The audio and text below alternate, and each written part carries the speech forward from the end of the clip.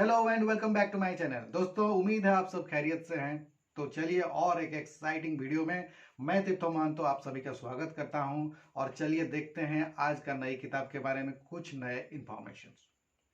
तो दोस्तों, जैसे कि हम सब जानते हैं, हम सब प्रोडक्ट्स यूज करते हैं, कई सारे प्रोडक्ट्स यूज करते हैं। हर प्रोडक्ट्स का एक नाम है और नाम ही उसका ब्रांड है, क्योंकि हर एक प्रोडक्ट जो है उसका रिलायबिलिटी, उसका ड्यूरेबिलिटी, उसका स्टैंडर्ड, उसका क्वालिटी, ये सब चीज़ों को डिफाइन करता है उसका ब्रांड। उसका ब्रांड वैल्यू ही उस प्रोडक्ट को डिफाइन करता है। तो इसलिए बाजार में जो जितने भी प्रोडक्ट्स आते हैं, वो उस प्रोडक्ट्स को तैयार करने वाले कंपनियां ब्रांड के ऊपर सबसे ज़्यादा ध्यान देते हैं, क्योंकि ब्रांड ही है जो कि लंबे समय तक कंपनी में उस प्रोडक्ट को चलाता है।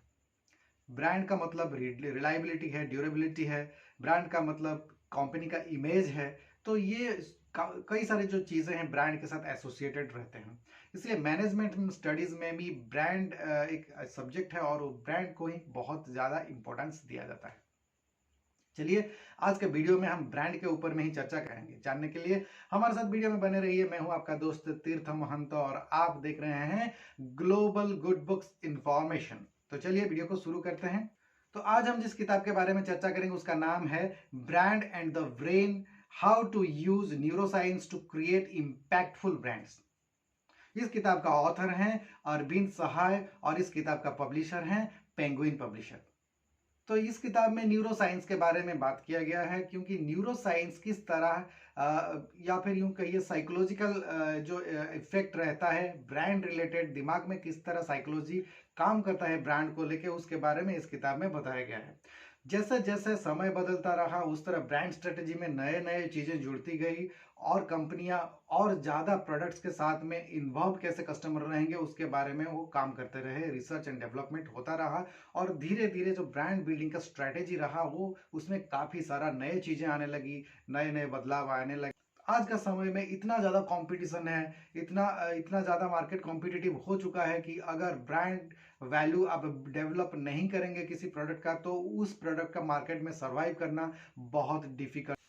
इस किताब में मैगी की एक एग्जांपल दी गई है कि किस तरह मैगी कंपनी का जो प्रोडक्ट मार्केट में बहुत ज़्यादा सक्सेसफुल है, क्योंकि बच्चे से लेकर बड़े तक, वर्किंग पर्सन से लेकर बच्चे तक सब मैगी प्रोडक्ट्स को यूज़ करते हैं, क्योंकि मैगी जो है कि रेडी टू ईट फूड है और बहुत कम समय में तैयार हो जाता है, इसलिए सबका चाहीता है। और जो भी हैं बचपन से खाते हुए इस प्रोडक्ट को आए हैं, बड़े हो चुके हैं बचपन से लेकर, तो उनका एक फेवरेट ब्रांड है और लोग इसको बहुत प्यार से खाते हैं। तो जब इस कंपनी का ये प्रोडक्ट में लेड की मात्रा ज़्यादा पाई गई, जो कि गवर्नमेंट्स द्वारा अप्रूव्ड क्वांटिटी था, उससे ज़्यादा लेड की मात्रा इसमें पाई गई, तो इसलिए मैगी के खिलाफ कानूनी कार्रवाई की गई और जिससे कि ब्रांड इमेज को काफ़ी ज़्यादा नुकसान हुआ। लेकिन क्योंकि ये एक बहुत ज़्यादा पॉपुलर प्रोडक्ट है और लोग बड़े प्यार से इसे खाते हैं, तो लोगों ने इससे सोशल मीडिया में मैसेजेस करना शुरू कर दिया कि वी मिस यू मैगी, अब कम बैक मैगी। इस तरह का जो मैसेजेस किए उससे पता चला कि ये प्रोडक्ट कितना ज़्यादा लोगों का लिए कितना लोगों से जुड़ा हुआ है। तो कंपनी ने भी उस बात को ध्यान में रखते हुए वी मिस यू टू करके हैशटैग ट्रेंड करने लगा, और जिससे कि एक कनेक्टिविटी बना रहा कंज्यूमर के साथ में कंपनी का। तो जब ये लीगल रेस्ट्रिक्शन हट गया और मैगी फिर से रीलॉन्च हुआ, उस टाइम में कंपनी को ज़्यादा डिफिकल्टीज फेस करना नहीं पड़ा अपना जो ब्रांड इमेज जो हैम्पर हुआ था उसको रीगेन करने के लिए। तो यहाँ पे ये सारे बातों के बारे में बताया गया है कि किस तरह ब्रांड जो है किस तरह इम्पैक्ट क्रिएट करता है कस्टमर के माइंड में। इस किताब में और भी कई सारे एग्जांपल्स दिए गए हैं। 1+3 का जो सेलुलर मॉडल है वो किस तरह किस स्ट्रैटेजी के साथ में मार्केट में आया और सक्सेस फुल हुआ, उसके बारे में बताया गया है। किस तरह उनका जो स्ट्रैटेजी रहा कि एक इन्विटेशन से ही आप परचेज कर सकते हैं, वो एक एसोसिएशन विद अमेजन इंडिया का जो उनका जो स्ट्रैटेजी रहा उससे उनको किस तरह फ़ायदा हुआ, जिससे कि ये जो प्रोडक्ट है प्रीमियम सेगमेंट में बहुत जल्दी ग्रो करने लगा और बहुत ज़्यादा ही सक्सेस भी वो इंडिया में हुआ। तो ऐसे कई सारे बातें बताई गया कि किस तरह स्ट्रैटेजी काम कर गया, कि इन्विटेशन स्ट्रैटेजी किस तरह काम कर गया। तो लोगों को जो दिमाग में किस तरह ब्रांड का इम्पैक्ट होता है उसके बारे में इस किताब में बताया गया है। और किस तरह उस जो मॉडर्न मार्केटिंग स्ट्रेटेजीज है उसमें ब्रांड बिल्डिंग का जो प्रोसेस है, तरीके बहुत बदल चुके हैं। तो किस तरह न्यूरोसाइंस एक इम्पोर्टेंट रोल प्ले करता है ब्रांड बिल्डिंग में, उसके बारे में यहाँ पे बताया गया है। किताब में करीब करीब 10 चैप्टर हैं। नंबर 1 जो है वो इंट्रोडक्शन चैप्टर में आ रहा है।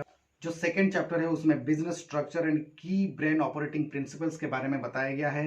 बिजनेस स्ट्रक्चर किस तरह होना चाहिए आज के समय में, उसके बारे में यहाँ पे बताया गया है। चैप्टर 3 में बताया गया है डिसीजन मेकिंग प्रोसेस, किस तरह दिमाग में ब्रेन किस तरह काम करता है डिसीजन मेकिंग प्रोसेस में, उसके बारे में बताया गया है। और यहाँ पे जो 4th चैप्टर है उसमें इंपॉर्टेंस ऑफ ब्रांडिंग बताया गया है।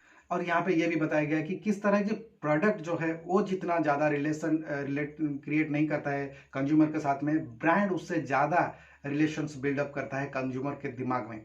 तो यहाँ पे ये सारी जो बातें बताई गई है। चैप्टर 5 में ब्रांड बिल्डिंग का जो स्टेप बाय स्टेप अप्रोचेस है उसके बारे में बताया गया है।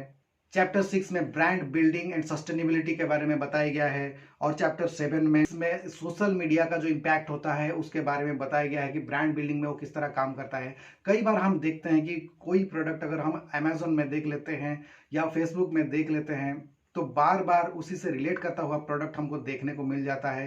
तब तक वो दिखाता जाता है कि आप कौन सा प्रोडक्ट के लिए इंटरेस्टेड हैं। तो कहीं ना कहीं पे हमारा ब्रेन को रीड कर लेते हैं कि हम कौन सा प्रोडक्ट को पसंद करते हैं, कौन सा प्रोडक्ट जो हमने उस सोशल मीडिया में खोजा या फिर जो ऑनलाइन प्लेटफॉर्म में ई कॉमर्स साइट में खोजा, उसके बारे में उनको वहीं से पता चल जाता है कि यहाँ पे ये प्रोडक्ट इस कस्टमर ने व्यू किया है और उस रिलेटेड प्रोडक्ट्स को उन्होंने दूसरे दूसरे प्लेटफॉर्म में आपको दिखाते चले जाते हैं।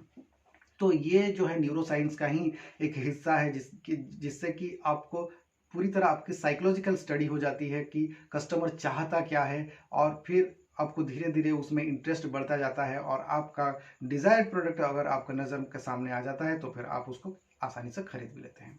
तो इस तरह का जो स्टडीज है उसके बारे में यहाँ पे बताया गया है। चैप्टर 8 में इकोनॉमिक वैल्यू ऑफ ब्रांड को बताया गया है कि यहाँ पे बताया गया है कि किस तरह की फाइनेंशियल नंबर नहीं है ब्रांड, इससे बहुत सारे बातें जुड़े हुए हैं, जैसे कि इन्वेस्टर्स जुड़े होते हैं, एम्प्लॉयज जुड़े होते हैं, कस्टमर्स जुड़े होते हैं, रिलायबिलिटी फैक्टर भी जुड़ा हुआ है।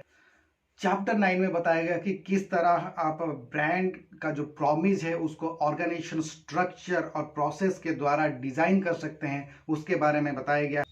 चैप्टर 10 में कई सारे जो एग्जाम्पल्स दिए गए हैं, मार्केट टूल्स के बारे में बताया गया है कि ब्रांड बिल्डिंग्स मार्केटिंग टूल्स क्या होते हैं और अभी के समय में या फिर आने वाले समय में किस तरह ब्रांड बिल्डिंग का जो प्रोसेस है उसको डेवलप किया जाए कोई भी कंपनी द्वारा, इसके बारे में बताया गया है। दोस्तों, ये जो किताब है इसमें बहुत सी अच्छी अच्छी बातें ब्रांड रिलेटेड जो साइकोलॉजिकल स्टडीज है उसके बारे में बताया गया है कि एक कंज्यूमर किस तरह सोचता है, एक मार्केटर किस तरह सोचता है, और ब्रांड में जो समय है अभी जो सोशल मीडिया का जो इम्पैक्ट है या न्यूरोसाइंस का जो इम्पैक्ट है जो ब्रांड बिल्डिंग में उसको किस तरह अभी काम करता है वो कंज्यूमर के माइंड में, उसके बारे में बताया गया है।